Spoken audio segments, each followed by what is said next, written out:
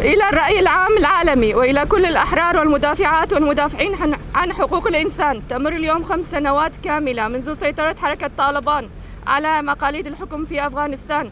5 سنوات لم تكن سوى مرحلة ظلامية من التراجع القسري والحرمان المستمر، تحول خلالها واقع النساء والفتيات هناك إلى إحدى أكبر الأزمات الإنسانية والحقوقية في عصرنا الحديث.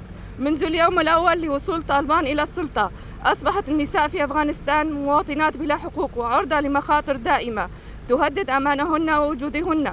لقد جردت المرأة الأفغانية من أبسط حقوقها الأساسية التي كفلتها القوانين والشرائع الدولية، حرمانها من التعليم وإغلاق أبواب المدارس والجامعات في وجه الفتيات ومحو حلم أجيال كاملة في المعرفة والتطور، سلب الحق في العمل وإقصاء النساء من الحياة الاقتصادية والعامة ومحاصرة قدرتهن على إعالة أنفسهن وأسرهن، قيود الحركة والانتهاكات المتكررة وتزايد حالات الاعتداء والتضييق على حركة الحرية والتعبير، ومحاولة طمس الهوية النسوية نهائيا من المجتمع.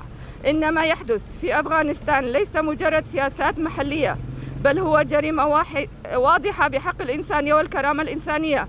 إننا في مؤتمر ستار ومن موقع مسؤوليتنا الإنسانية والنسوية نعلن تضامننا ووقوفنا الثابت إلى جانب نضال المرأة الأفغانية.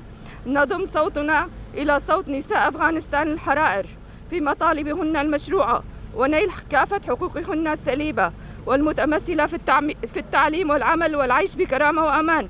ندين بكل شدة جميع أشكال القمع والاعتداءات اليومية الموجهة ضد النساء والفتيات الأفغانيات. نطالب المؤسسات الدولية والهيئات الحقوقية بالخروج من ساحة الصمت والبيانات الرمزية واتخاذ خطوات فعالية وحازمة للضغط على سلطة طالبان لوقف هذه الانتهاكات فوراً. ستبقى إرادة النساء أقوى من كل سياسات الإقصاء والتهميش.